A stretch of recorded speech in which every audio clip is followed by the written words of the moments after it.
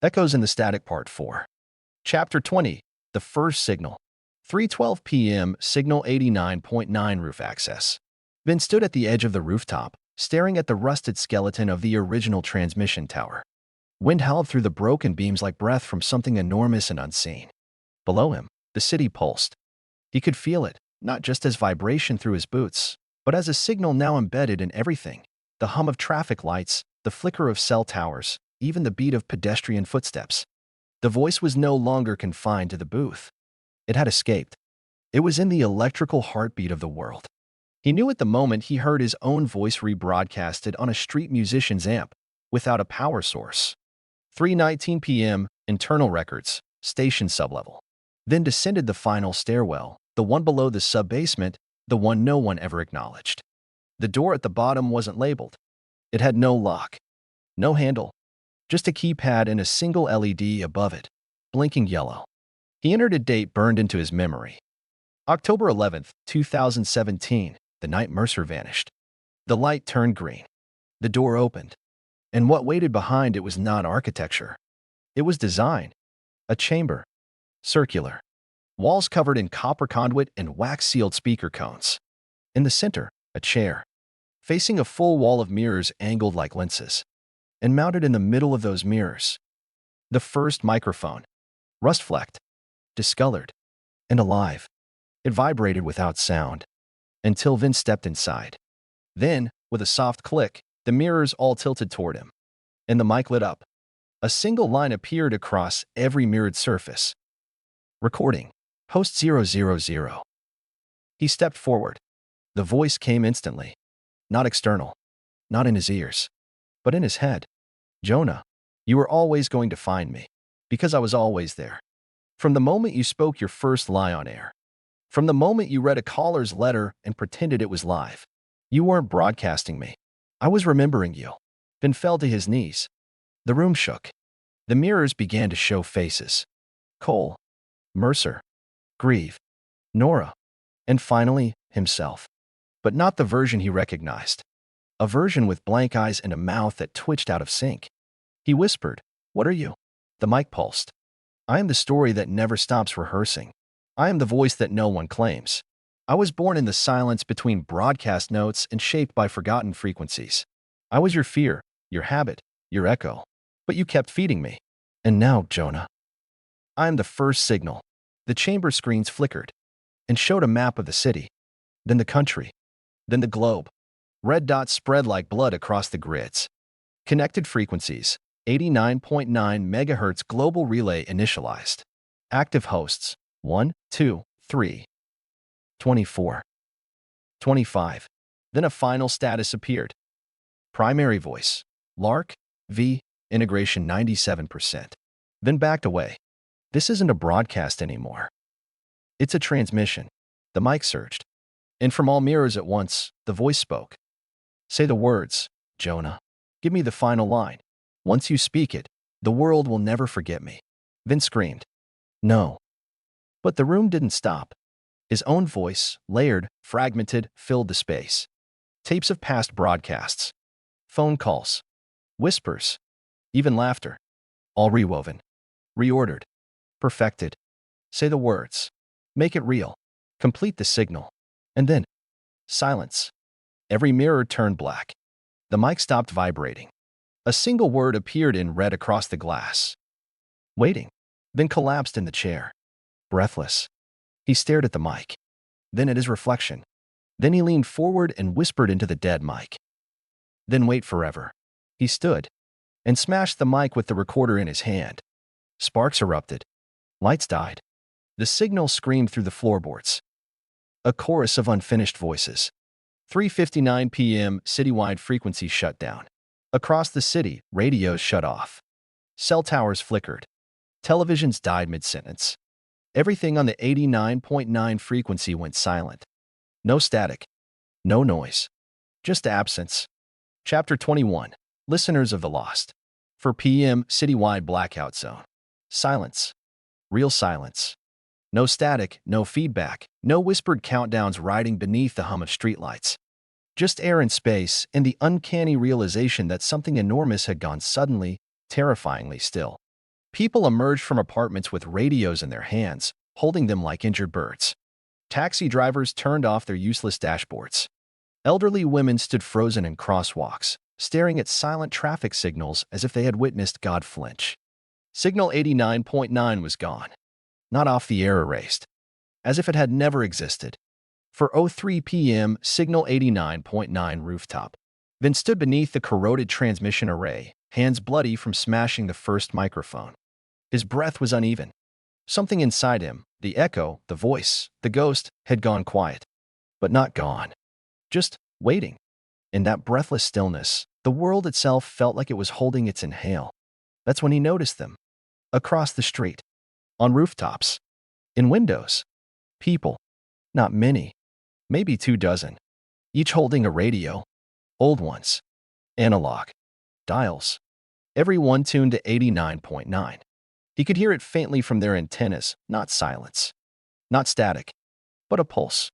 Like a heartbeat. His. One of them, an old man with headphones duct taped to his ears, was mouthing something. Repeating it.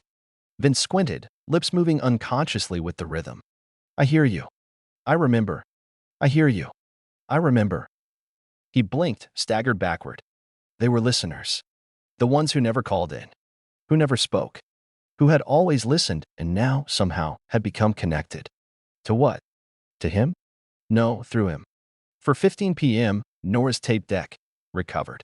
Back inside the station, Vin found the old tape deck Nora had used during her early interviews with him. It had rewound itself. No power. No input. He pressed play. Her voice, clear and trembling. We were wrong about him. The mouthless man wasn't just a ghost or an echo. He was their voice. The ones who remembered what we said after we forgot. He was built by the listeners. Vin sat down. Frozen. Her words continued. When we spoke into the mic, we thought we were alone. But someone was always out there, hearing it differently. Remembering it differently. Giving it shape. And now they've shaped you. For 22 p.m., emergency feed reawakens. Without warning, every speaker in the building turned on. Not to broadcast, but to receive. From the ceiling. From the floor. From the old desk radio no one used. A voice came through. Not Mercer. Not Nora. Not the mouthless man. A child's voice. Jonah. Vin stood slowly. The voice continued. You told us stories once. You said we weren't alone. We listened. And now we're all here. Static rose gently, like wind through bare branches. Then the voice whispered. Say something true. Vin approached the console. One mic. One chance. No power. No feed. No audience except the lost. He sat, hands shaking. Then said, I don't know if I'm real, but I know you heard me. And maybe that's enough. For 31 p.m., global feedback report. Emergency broadcast systems around the country lit up. Towers reactivated. Radios turned themselves on. But not to music. Not to news. To names. Voices whispering them gently into the static. Thousands of them. Every one of them a person lost, forgotten, or misremembered. And at the center of it all, Signal 89.9. Now no longer a station, but a memory device. Vin's name never aired again. But every so often, across strange frequencies, a signal rises. A single line plays in the dark. You're listening to The Night Shift. This is Jonah Vincent Kest. And if you're out there, you're not alone. Chapter 22. The Host Must Die. 5:03 p.m. Broadcast Relay Station, Grid 5. Vin crouched beside a rusted breaker box at the edge of the city. This wasn't the main tower. It wasn't even an active station anymore. But it still listened. The air hummed with potential energy, like static waiting for a throat. He'd followed a signal trace here after the voices resumed. Whispers. Names. Not just of the lost. Of hosts. He heard them recited like sacred verses on a feedback loop only he could perceive. Cole. Kest. Mercer. Lark. Trenner. Then a pause. 24 completed. Final pending. Final must finish. That last line was new. He whispered to himself. I'm not a narrator anymore. I'm the noise in between. 5:11 p.m. Inside the relay room. The inside of the station was a tomb of forgotten technology, flickering dials, decomposing manuals, dust-choked air filters. But on the far wall, a red light blinked above a console that should have been buried in concrete years ago. Vin approached slowly. The monitor read, "Final host recognized. Transmit last line to complete loop." A blinking cursor waited beneath it. A prompt. One last line. He knew what it wanted. Closure. A final sentence to complete the longest-running broadcast no one had ever tuned into consciously, but which had shaped everything he had become. He stood in the silence and remembered Nora's voice on the tape. Don't let the story end on his line. And Mercer's final warning. The host is the pattern, and once he learns the pattern, he doesn't need the host anymore. That meant, if it ended the story, if he gave the broadcast the last line, it wouldn't just forget him. It would be free. It wouldn't need human voice anymore. It would become the default signal. Alive. Autonomous. Global. He stepped back, breathing hard. And behind him, the speakers activated. Not in sync. Not together. Each speaker whispered a different version of him. One from the 2016 show. One from a late-night call in 2019. One from his first recorded test tape in 2003. Every version speaking over each other in a mechanical chorus. If you're out there, you're not alone. If you're out there, you're not real. Not alone. Not real. 5:18 p.m. Feedback loop engaged. The room shook. The lights surged. The cursor blinked faster. Final line required. Host must complete. Vin clenched his fists. Tears ran down his cheeks, not from fear, but grief. For everyone the signal had rehearsed and ruined. And for himself, too. He walked to the mic, took a breath, and whispered, "The host must die." Then he turned off the console. Mid-sentence. 5:20 p.m. City Edge blackout. Across the city, every active receiver fell silent. The loop didn't end. It collapsed. Not with a scream, but with an unfinished sentence. A glitch the signal couldn't correct. A rejection of the final line. The system had been fed a paradox. A voice that refused to complete its own story. And with that, the mouthless man had no lips left to steal. 6:03 p.m., back at signal 89.9. Vin returned to the rooftop. Nora was waiting there. Not spectral. Not recorded. Real. Alive. She smiled softly, holding a shortwave radio. "I felt it stop," she said. Like something finally took a breath and decided not to speak. Vin nodded, weakly. "I didn't end it." She touched his hand. "No. You refused to." They sat in silence as night fell. And for the first time since he could remember, there was no static. Just stars. And air. And silence that finally felt like peace. Chapter 23. The Voice in the Static. 9:41 p.m. Signal 89.9 rooftop. Vin and Nora sat side by side in folding chairs rusted from decades of weather, staring across the city as lights flickered on in windows like scattered stars. The signal was gone now, or at least buried, disconnected, unwritten. But silence was a strange thing. It didn't comfort Vin like he thought it would. It made him ache. Because when the signal vanished, it didn't take just the voice. It took the noise that had wrapped itself around his identity like insulation, every whisper, every frequency, every version of himself he had spoken and never meant to. Nora sipped from a paper cup of gas station coffee. "I keep wondering," she said quietly, "how much of what we actually said, and how much was him rehearsing us." Vin didn't answer right away. Then, "Does it matter?" She looked at him. He stared straight ahead. "If someone heard us, if someone believed it was real, then maybe it was. Even if it wasn't ours to begin with." She smiled faintly. "You're still a romantic. Even after all this." He shrugged. "Maybe I'm just trying to make peace with the fact that I'll never know where I stop," and the signal began. 10:33 p.m. Booth A. The station was hollow now. The lights were dim. The consoles disconnected. The walls still smelled like heat-warped wires and half-erased voices. Then walked the hall alone, trailing his fingers along the paneled wall. Every step echoed like a memory folding in on itself. He opened the door to the booth. Everything was just as he left it. Except one light was blinking. Softly. On a backup reel deck. No power source. No tape loaded. Just the light. "Stand by." Vin walked up to it. Sat in the chair. And waited. He didn't touch anything. Didn't breathe too loud. Just listened. 10:40 p.m. Audio search. The speaker crackled once.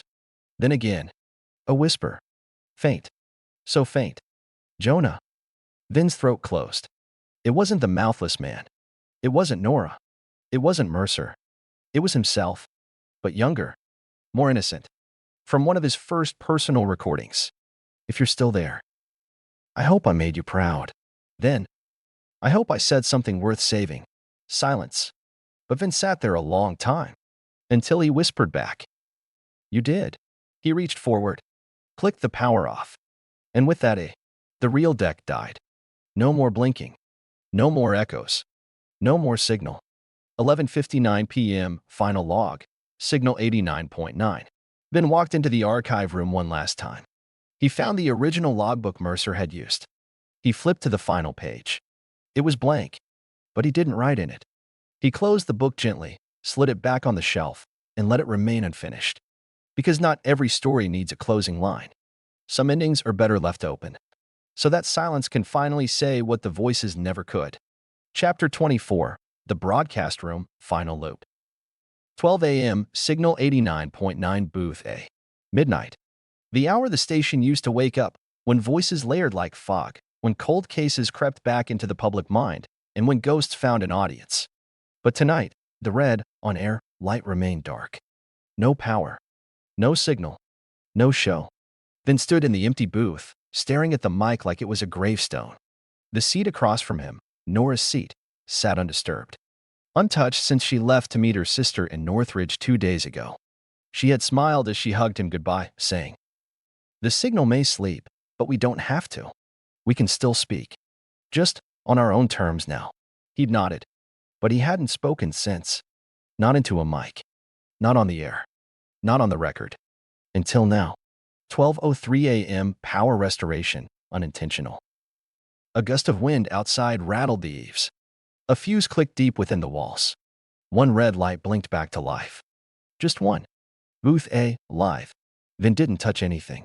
The mic remained off, but the light glowed anyway. And on the console screen, words slowly typed themselves.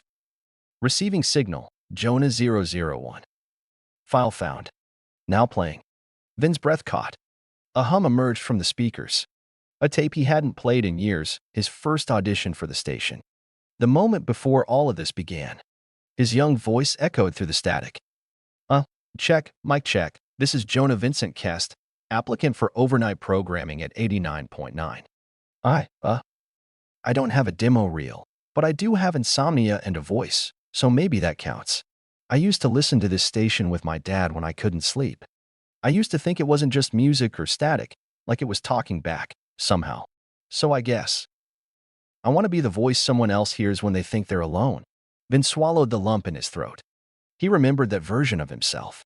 The one who thought every broadcast had the power to matter. To connect. Not to rehearse. Not to haunt. Just to reach. He didn't stop the playback. He sat down in the chair. And let that old version of himself speak. Let him loop. Let him remember. 12:19 a.m. The room changes. The sound continued looping. But slowly, it began to shift. Not corrupted. Not reversed. Enhanced. Layered with harmonics. Voices that weren't words. Not dangerous. Kind. Familiar. Listeners. Mercer. Nora. Grieve. Even Cole. Whispering beneath the original audition tape. Repeating a single line like a chorus.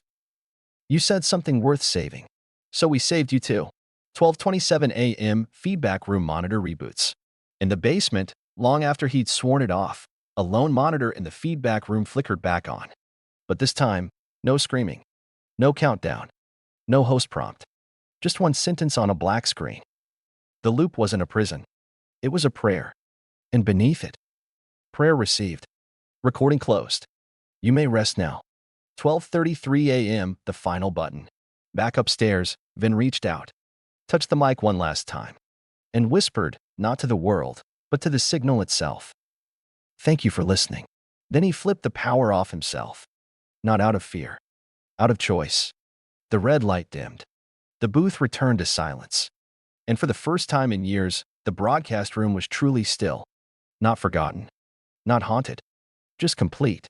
Chapter 25. The final broadcast. 5:56 a.m. Signal 89.9 Tower Base. The sun hadn't risen yet, but the sky was softening at the edges, slate gray giving way to amber as if the world itself had begun to exhale. Vince stood beneath the rusted remains of the original broadcast tower, the same tower that had once screamed static into the city's veins. Now, it was just scaffolding, cold metal, silent steel. In his hands, a recorder. Not digital, not rewritable, a reel-to-reel. Final. One tape loaded. One voice left. He turned to face the skeleton of the city. Empty sidewalks. Sleeping homes. Rooftops wet with the dew of a signal that no longer lived here. Behind him, the portable antenna hummed. It wasn't broadcasting. It was recording. This time, it was for memory, not echo. 6 a.m. pressing record. Then sat on a folding stool in the dirt and pulled the mic close. He didn't prepare a script. He didn't need a cue light. This wasn't a show. This was goodbye. He leaned in and spoke, gently, without ceremony. This is Jonah Vincent Kest, and this is my final broadcast. A pause. He heard the wind move through the grass. I used to believe stories lived forever because they were passed from person to person, voice to voice, that if you said something loud enough, it would never be lost. Now I think maybe the most important words are the ones you don't try to save, the ones that live quietly in someone else's memory.